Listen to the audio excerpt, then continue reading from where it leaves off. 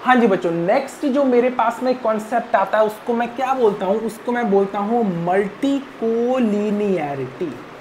क्या बोलता हूँ मैं उसको? Multi collinearity. मल्टी कोलिनियरिटी का बेसिकली मतलब क्या है कि जैसे आपके पास में एक मॉडल है तो उसमें क्या है, कोरिलेशन बिटवीन एक्सप्लेनेटरी वेरिएबल्स, जो आपके एक्सप्लेनेटरी या फिर इंडिपेंडेंट वेरिएबल्स हैं, उसमें क्या है, आपका कोरिलेशन है। लेट्स से मेरे पास प्यारे बच्चों एक मॉडल है, y is equal to alpha, y is equal to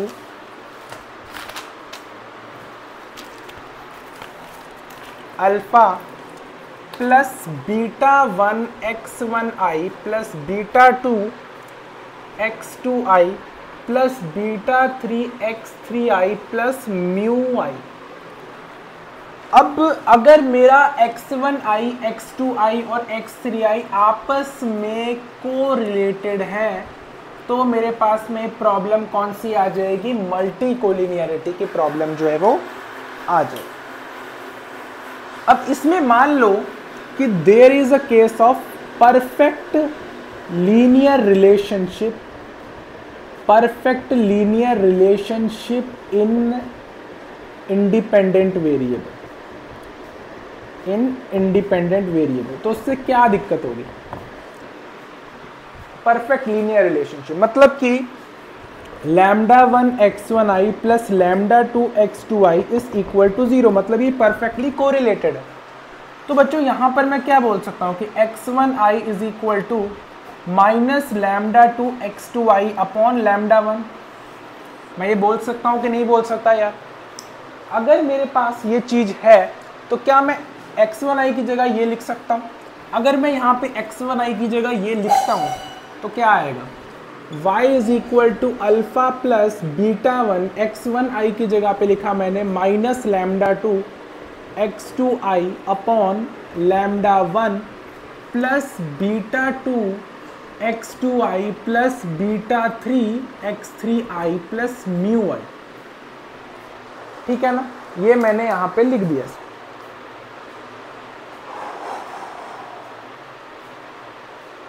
अब बच्चों मुझे बताओ, अगर मैं इन दोनों टर्म्स में से x2i कॉमन ले लूं तो क्या बचेगा?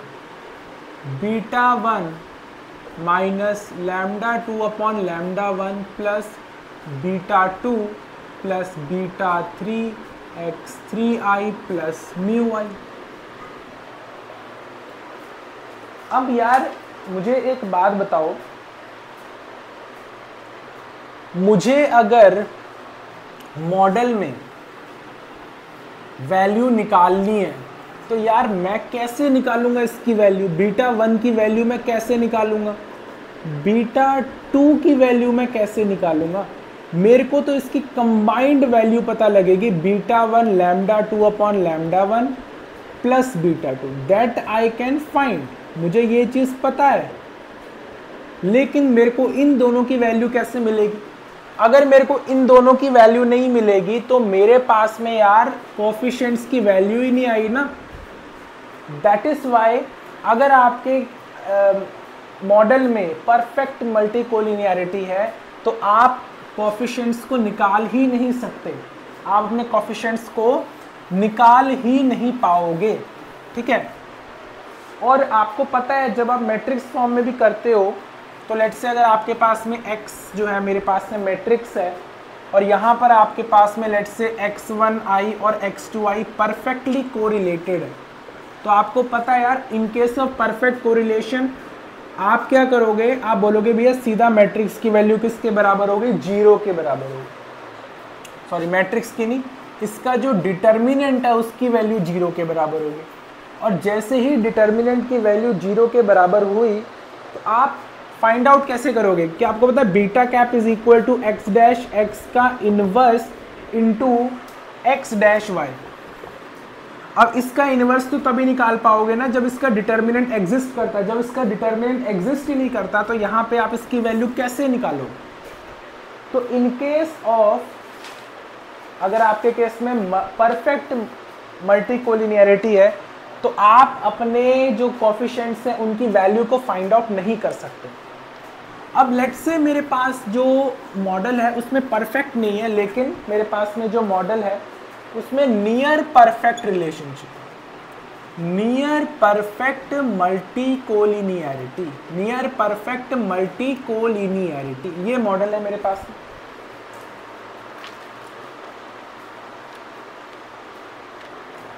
तो जब आपने इनिशियली OLS पढ़ा था, OLS में बेसिकली 3 चीजें थी। एक तो ये था कि मेरा जो कोफिशिएंट्स है वो अनबायस्ड होना चाहिए। दूसरा मेरे पास में क्या है कि मेरे पास में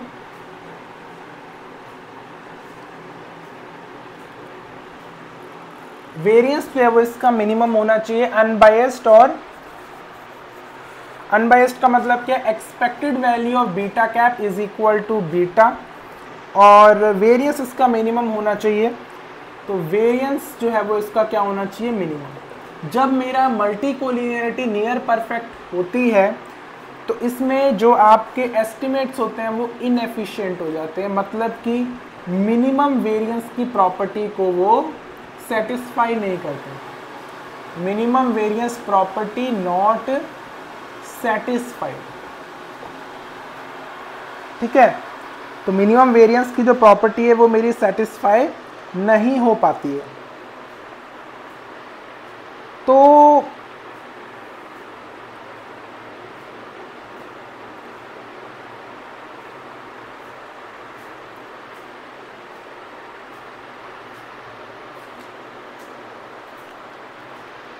बेसिकली बच्चों लेट्स से मेरा जो मॉडल है वो होना चाहिए था yi is equal to alpha plus beta xi plus mu y। अब इंस्टेड ऑफ एक इंडिपेंडेंट वेरिएबल के मैंने यहाँ पे 2 वेरिएबल्स ले लिए। लेट्स से मेरा मॉडल बन गया yi is equal to alpha plus beta 1 x1i plus beta 2 x2i plus mu i, ठीक है बच्चों। अब जब मैंने ये वेरिएबल्स लिए और यहाँ पे मेरे पास में मल्टी कोलिनियरिटी की प्रॉब्लम है, तो उससे बेसिकली देखो बच्चों होता क्या है, मेरा जो कोफिशिएंट है वो अनबायस्ड रहेगा लेकिन वो एफिशिएंट नहीं रहेगा। देखो कैसे वो एफिशिएंट नहीं रहेगा, कैसे वो एफिशिएंट जो वो नहीं रहेगा। लेट्स से मैं निकालता हूँ वेरिएंस ऑफ बीटा 1 कैप, ठीक है। तो वेरिएंस क्या हो जाएगा, आपको पता है बच्चों वेरिएंस का फॉर्मूला क्या होता है, sigma square upon sigma x 1i का स्क्वायर 1 माइनस r12 का square. Correlation between first and second, correlation between first and second. Similarly अगर आपको वेरिएंस ऑफ बीटा 2 निकालना है तो वो भी आप निकाल सकते हैं। Variance of beta 2 is equal to sigma square upon sigma x2i square 1 minus r21 का square. r12 r21 I think एक ही होना चाहिए, correlation between first and second and 1। तो अगर मैं बेसिकली बच्चों इसको जनरल फॉर्मेट में लिखूं तो मैं क्या लिख सकता हूं कि जो वेरिएंस है मेरा, variance of beta j is equal to sigma square upon sigma X J square 1 minus R J square.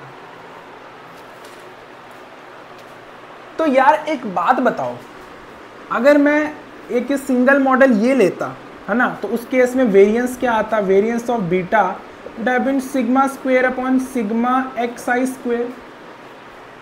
बनना तो मेरा वेरिएंस ये था, बन गया मेरा ये बन गया, बनना मेरा ये चाहिए था क्योंकि मैंने एक एक्सप्लेनेटरी वेरिएबल को एक्स्ट्रा ले लिया। तो यार अब इस चीज का क्या सोल्यूशन है, और अगर ये चीज है तो इससे सबसे पहले तो ये समझो कि इससे इम्पैक्ट क्या आएगा। सबसे पहले तो ये समझो कि इससे बेसिकली इम्पैक्ट क्या आएगा। इसमें और इसमें किस चीज का डिफरेंस है, इसमें और इसमें डिफरेंस है 1/1 माइनस आर जे स्क्वेयर का। और इसी चीज को हम क्या बोलते हैं, वेरिएंस इनफ्लेटिंग फैक्टर। इसको हम क्या बोलते हैं, वेरिएंस इनफ्लेटिंग फैक्टर, कि यार ये चीज मेरे वेरिएंस को इंक्रीज कर रही है। This is my variance inflating factor. ठीक है। तो यार जब मुझे पता लग गया कि ये मेरा वेरिएंस इन्फ्लेटिंग फैक्टर है, तो इसके बारे में थोड़ा हम स्टडी करते हैं और समझते हैं इस चीज़ को, इसके बारे में और स्टडी करते हैं और इसको समझते हैं कि यार अगर मेरा correlation is equal to 1, perfect multicollinearity है ना, तो that will give you variance inflating factor that is equal to लगभग this will give you like infinity value, this will give you infinity value. और जैसे जैसे आपकी लेट से आपने R square की वैल्यू पुट करी 0.2, तो ये कितना हो गया 1/1 माइनस 0.2 यानी कि 1/0.8, यानी कि मेरे पास आ गया 5/4। अब लेट से आपने यहाँ पे पुट कर दी value, instead of R square की 0.2 यू पुट 0.8, तो you will get 1/1 minus 0.8, 1/0.2 you will get 5. And if you put like r square equal to, if you put r square equal to 0.1, you will get 1/1 minus 0.1, that is 1/0.9, that is 10/9. 5/4 is 1.25, this is 1.10, 1.1. Okay, देख रहे हो, समझ रहे हो? Are square की value से मेरा जो वेरिएंस इन्फ्लेटिंग फैक्टर है उसकी वैल्यू कैसे चेंज हो रही है। तो अगर मैं आपसे पूछूं कि जब मेरा आर स्क्वेयर 0 है तो मेरा इसकी वैल्यू कितनी आ जाएगी 1, उसके बाद आ गई 1.1, then 1.25, then 5 and then up to infinity. जैसे जैसे मेरी आर स्क्वेयर की वैल्यू बढ़ती जा रही है वैसे वैसे मेरा वेरिएंस भी इंक्रीज होता जा रहा है। तो बच्चों यहाँ पे जो समझने की चीज़ है वो क्या है?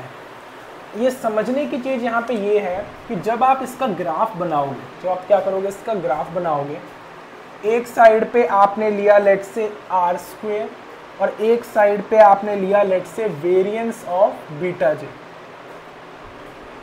तो जो ग्राफ इसका बनेगा वो कैसा बनेगा? This will be like this. मतलब कि जैसे ही आपकी वैल्यू ये 1 तक पहुंची, this will reach up to infinity. इसको मैं नीचे बना देता हूं एक बार और अच्छे से समझने के लिए। This will be like this. यहाँ पे आपका आर स्क्वायर है, यहाँ पे आपका वेरिएंस ऑफ बीटा जे है, तो ग्राफ ऐसा बन जाएगा भाई। जैसे जैसे आपका आर स्क्वायर बढ़ता जा रहा है वैसे वैसे आपका वेरिएंस बढ़ता जा रहा है, वेरिएंस जो है वो छप्पर फाड़ रहा है। तो आपको ये समझ में आया जैसे जैसे आर स्क्वायर बढ़ा वैसे वैसे वेरिएंस बढ़ा, और वेरिएंस के बढ़ने से क्या बढ़ेगा यार? वेरिएंस के बढ़ने स्टैंडर्ड एरर भी तो बढ़ेगा।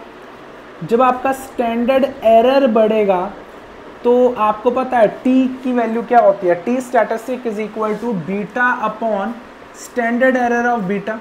तो जब ये बढ़ेगा तो इसकी वैल्यू क्या हो जाएगी? कम हो जाएगी, ठीक है। और इसकी वैल्यू कम होने से ये क्या बन जाएगा? इनसिग्निफिकेंट बन जाएगा।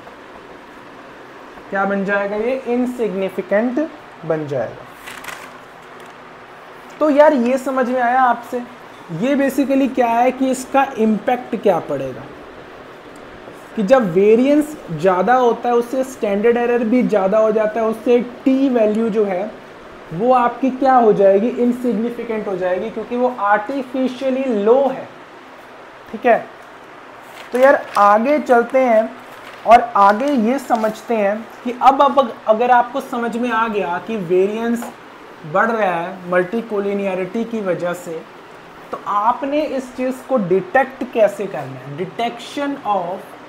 Detection of multicollinearity. अब आपने क्या करना है? डिटेक्शन ऑफ मल्टीकोलिनियरिटी, कि भैया हम इस चीज़ को डिटेक्ट कैसे करेंगे। तो सबसे पहले क्या है तरीका? सबसे पहले तरीका है चेक पेयर वाइज कोरिलेशन। सबसे पहले क्या करोगे आप? पेयर वाइज कोरिलेशन चेक करोगे। मतलब जैसे कि मान लो आपके पास ये मॉडल है, Y i is equal to beta 1 plus beta 2 x2i plus beta 3 x3i plus mu i. इन दोनों के बीच में कोरिलेशन चेक कर लो। अगर आपका कोरिलेशन ज़्यादा आ रहा है, अगर मान लो आपका कोरिलेशन जो है वो ज़्यादा आ रहा है, दैट मीन्स कि मल्टी कोलिनियरिटी एग्जिस्ट करती है। बट एक चीज़ यहाँ पे ध्यान रखना, अगर मान लो आपका कोरिलेशन लो आ रहा है, देन मल्टी कोलिनियरिटी में एंड मे नॉट एग्जिस्ट। इसका मतलब ये है कि अगर कोरिलेशन कम है, इसका मतलब ये नहीं है कि मल्टी कोलिनियरिटी नहीं है, तब भी हो सकती है, तब भी जो है आपकी मल्टी कोलिनियरिटी की प्रॉब्लम एग्जिस्ट कर सकती है। ठीक है, क्योंकि देखो एक्चुअल में क्या होता है, लेट्स से हमारे पास में beta 3 plus beta 4 x4i plus mu i है। ठीक है, अब यार इस मॉडल में अगर मान लो आपका R23 की वैल्यू जो है वो कम है, लेट्स से 0.01 है, R24 की वैल्यू भी 0.02 है, और R34 की वैल्यू जो है वो भी कम है 0.02। ठीक है, लेकिन मान लो अगर आपने R2/34 निकाल लिया और ये आ गया 0.9, तो क्योंकि ये तो आप किसी दो के बीच में निकाल रहे हो ना, ये तो पेयर वाइज कोरिलेशन है। 2 कितना एक्सप्लेन हो रहा है 3 और 4 से, लेट से वो ज़्यादा आ गया, तब भी तो मल्टी कोलिनियरिटी की प्रॉब्लम है। तो pair wise correlation is not the ultimate solution to find out कि मल्टी कोलिनियरिटी की प्रॉब्लम एग्जिस्ट कर रही है या फिर नहीं कर रही। पेयर वाइज कोरिलेशन के बाद में आपने क्या चेक करना है, जब आप इसको रिग्रेस करते हो मॉडल को, जब मान लो y is equal to beta 1 plus beta 2 x2i plus beta 3 x3i plus mu i. अब आपने मॉडल को रिग्रेस किया, वहाँ से आपको वैसे पता लग जाएगा, वैसे VIF की वैल्यू भी आ जाएगी 10 से बड़ी है, दैट मीन्स की मल्टी कोलिनियरिटी की प्रॉब्लम है। दूसरी चीज़, आपको जो इनकी इंडिविजुअल वैल्यूज़ होंगी, जो इंडिविजुअल वैल्यूज होंगी that will B statistically significant. जो इंडिविजुअल वैल्यूज होंगी that will B statistically significant, लेकिन जब आप उसकी टी वैल्यू निकालोगे that will B insignificant. T value क्या होगी आपकी, इनसिग्निफिकेंट होगी। आर स्क्वायर भी ज्यादा होगा, high R square, R square ज्यादा होगा, टी वैल्यू इनसिग्निफिकेंट होगी, एक्सप्लेनेटरी वेरिएबल्स अपने आप में सिग्निफिकेंट होंगे। ठीक है, VIF की वैल्यू 10 से ज्यादा होगी। तो अब बेसिकली यार, अब मुझे ये बताओ कि मेरे पास आपको समझ में आ गया कि मल्टी कोलिनियरिटी प्रॉब्लम क्या है, इसको डिटेक्ट कैसे करना है। अब मुझे ये बताओ यार, मल्टी कोलिनियरिटी की प्रॉब्लम में होता क्या है, एक्सप्लेनेटरी वेरिएबल्स के बीच में कोरिलेशन है। ठीक है, लेट्स से मेरे पास एक मॉडल है जहाँ पे कंजम्पशन जो है वो डिपेंड कर रहा है इनकम पे, और दूसरा वो डिपेंड कर रहा है किस पे, डिपेंड कर रहा है वो आपकी वेल्थ पे। अब ये दोनों आपस में बहुत ही ज़्यादा कोरिलेटेड है, कोरिलेशन तो बहुत ज़्यादा है इसमें, क्योंकि जिसकी इनकम ज़्यादा ऑटोमेटिकली उसकी वेल्थ ज़्यादा। बट मेरे को दोनों का इम्पैक्ट देखना ऑन कंजम्पशन, तो मैं किसी को छोड़ भी नहीं सकता। तो dropping the variable is not the always solution. तो अब करें क्या, करने में सबसे जो इसमें बेस्ट चीज़ रहती है वो क्या रहती है, ट्रांसफॉर्मेशन ऑफ वेरिएबल। क्या करेंगे आप, transformation of variable. Let's say आपके पास मॉडल है yt is equal to alpha plus beta 1 x1t plus beta 2 x2t plus mu T, और इससे पहले टाइम पीरियड का yt minus 1 is equal to alpha plus beta 1 x1t minus 1 plus beta 2 x2t minus 1 plus mu T minus 1। अगर आप minus करेंगे तो yt minus 1 is equal to beta 1 x1t minus x1t minus 1 plus beta 2 x2t minus x2t minus 1 plus mu T minus mu T minus 1।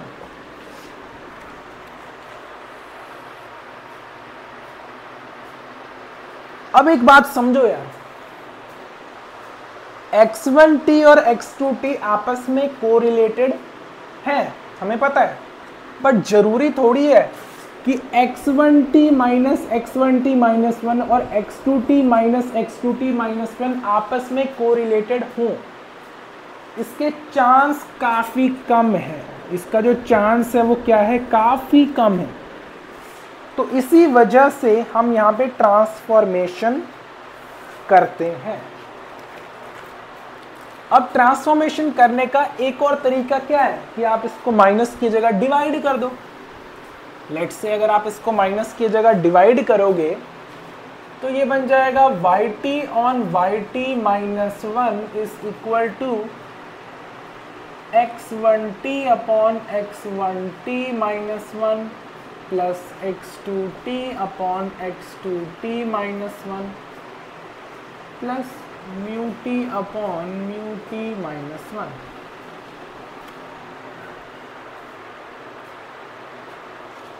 ये कोई coefficient है lambda 0 lambda 1, ये भी कर सकते हैं, लेकिन इसमें आपकी मल्टीकुलरिटी की प्रॉब्लम सॉल्व हो गई। ये जो आपका एक्सप्लेनेटरी वेरिएबल है this will not be correlated to this, chance कम है, बट यहाँ पे आपकी जो एरर टर्म है, जो आपकी एरर टर्म है उसका जो वेरिएंस है वो कांस्टेंट नहीं है। तो यहाँ पे जो प्रॉब्लम आ जाएगी that will be the problem of heteroscedasticity, जो हमने अब नेक्स्ट पढ़ना है। तो एक प्रॉब्लम को सॉल्व करने के लिए जो कि आपकी मल्टीकुलरिटी की प्रॉब्लम है, जो प्रॉब्लम अब आप फेस कर रहे हो वो कौन सी प्रॉब्लम फेस कर रहे हो, हेटेरोस्केडास्टिसिटी की प्रॉब्लम जो है वो आप फेस कर रहे हो। ठीक है, तो अब यहाँ पे मल्टीकुलरिटी की बात हो ही रही है तो अब हमें बात करनी पड़ेगी बच्चों किस चीज़ की, जो सबसे बढ़िया इसका सल्यूशन है that is principal component analysis. किसकी बात करनी पड़ेगी, प्रिंसिपल कंपोनेंट एनालिसिस, इस चीज़ की बात करनी ही पड़ेगी। देखो क्या होता है बच्चों, जैसे मान लो आपके पास कोई भी फंक्शन है उसमें मल्टीपल वेरिएबल्स हैं, जैसे कि मान लो इनकम हो गया, एसेट्स हो गया, है ना, एजुकेशन हो गया और सोशल कैपिटल हो गया। अब इसमें कुछ वेरिएबल ऐसे होते हैं जो कि आपस में बहुत ज़्यादा कोरिलेटेड होते हैं, उसके लिए हम सिर्फ एक प्रिंसिपल कंपोनेंट डिसाइड कर लें। जैसे कि मान लो इनकम और एसेट है, उसको मैं एक ही प्रिंसिपल कंपोनेंट एनालिसिस 1 दे देता हूँ। उसके बाद लेट्स से एजुकेशन है और जो सोशल है उसको मैं एक ही प्रिंसिपल कंपोनेंट देता हूँ PCA 2, और ये कैपिटल को मैं अलग से रख लेता हूँ मॉडल में। ठीक है, तो बेसिकली मैं क्या कर रहा हूँ, मेरे पास में n number of different explanatory variables और मैं इन सभी वेरिएबल्स में से कुछ वेरिएबल्स को एक साथ क्लब करके उसका एक प्रिंसिपल कंपोनेंट बना रहा हूँ ताकि मेरी मल्टी कोलिनियरिटी की प्रॉब्लम कम हो जाए। ठीक है, ताकि मेरी मल्टी कोलिनियरिटी की प्रॉब्लम जो है वो कम हो जाए। लेकिन ये चीज़ जब आप रियलिटी में करना शुरू करते हो तो ये इतनी आसान नहीं है, ये चीज़ जो है वो इतनी आसान नहीं है। आइए समझते हैं क्यों ये इतनी आसान नहीं है।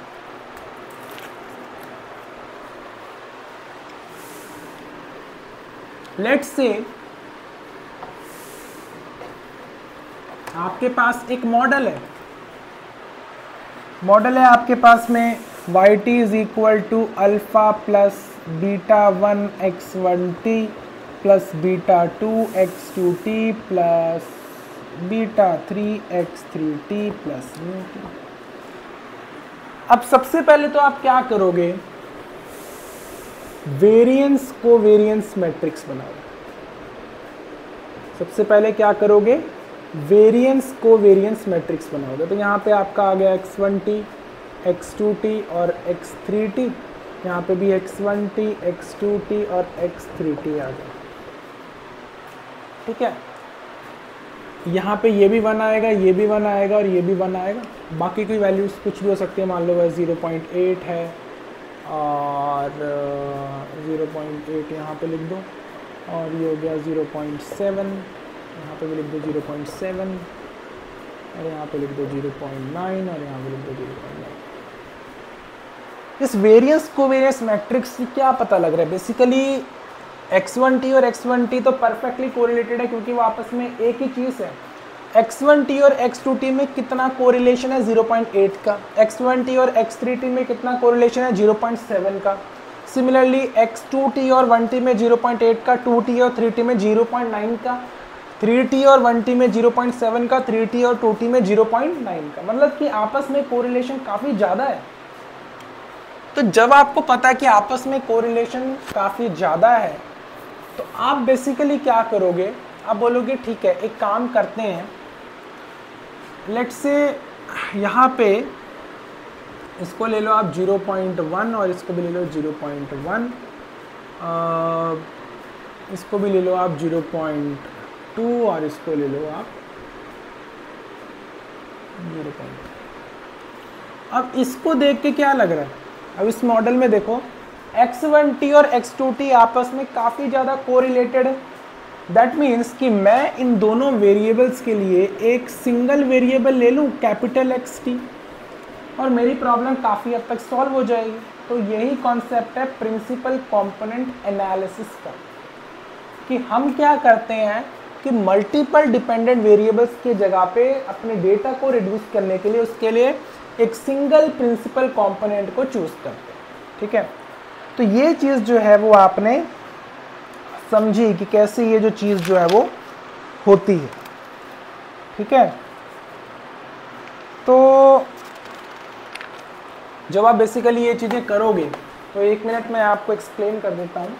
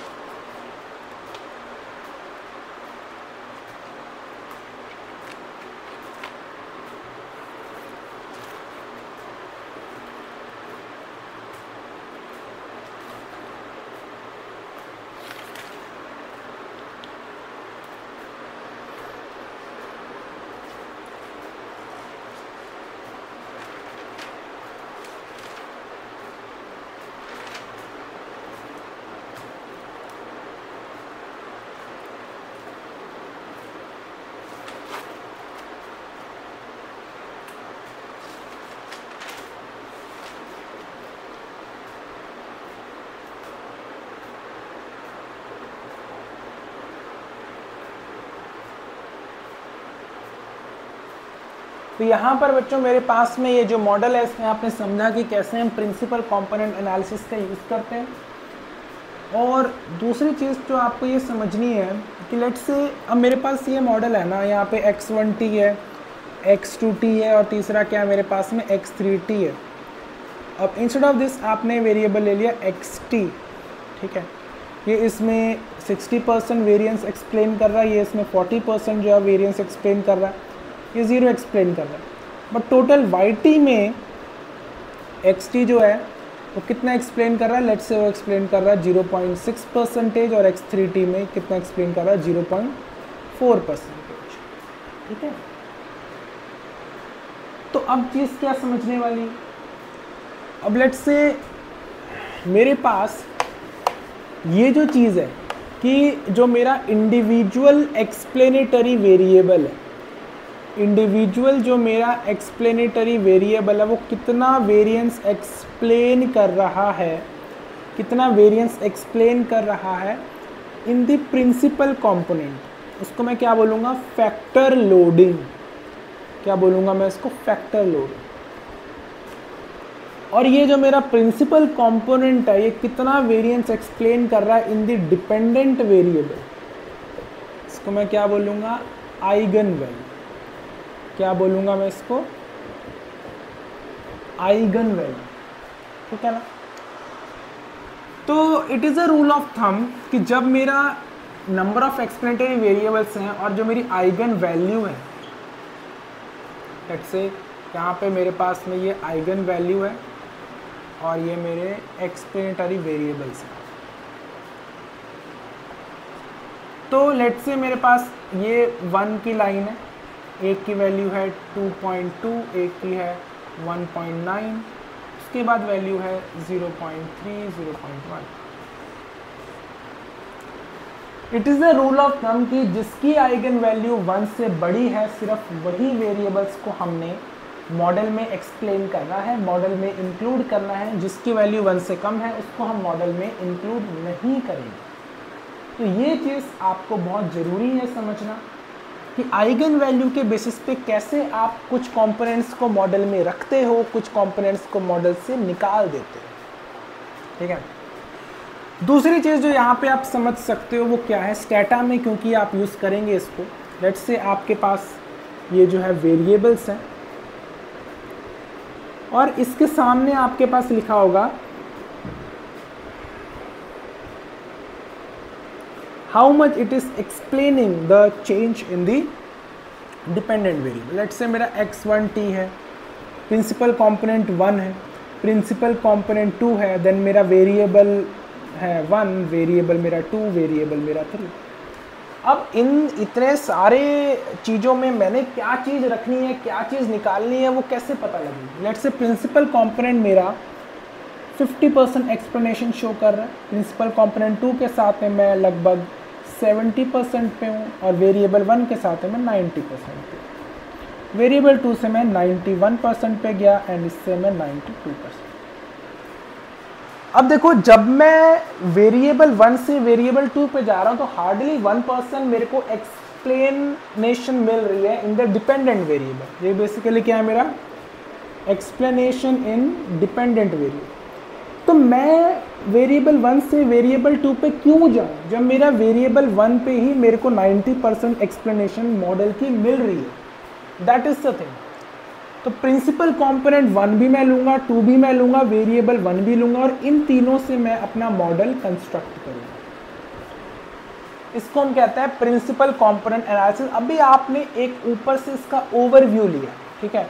इसमें बहुत सारी चीज़ें और भी हैं जो कि आपको आगे चल के इसमें समझनी है, बट एक आपको पता लग गया, एक आइडिया मिल गया कि बेसिकली इसमें होता क्या है, ठीक है। इसमें बेसिकली क्या होता है।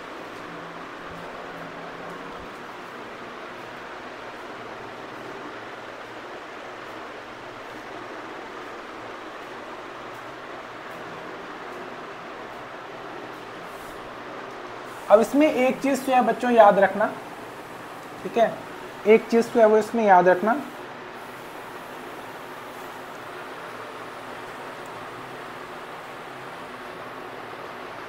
Multi collinearity. क्या याद रखेंगे, multi collinearity does not include non linear relationship.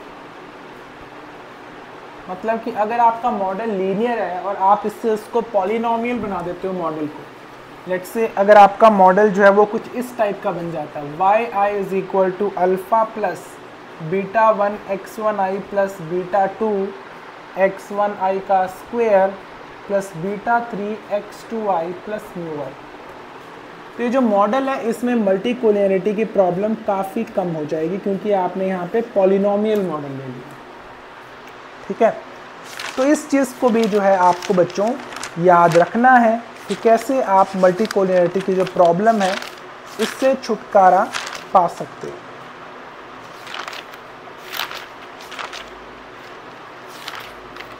ठीक है। नेक्स्ट बच्चों लेक्चर में हम पढ़ेंगे ऑटो कोरिलेशन। आई होप बच्चों आपको ये जो कॉन्सेप्ट है वो अच्छे से समझ में आ गया होगा। नेक्स्ट क्लास में कंटिन्यू करेंगे।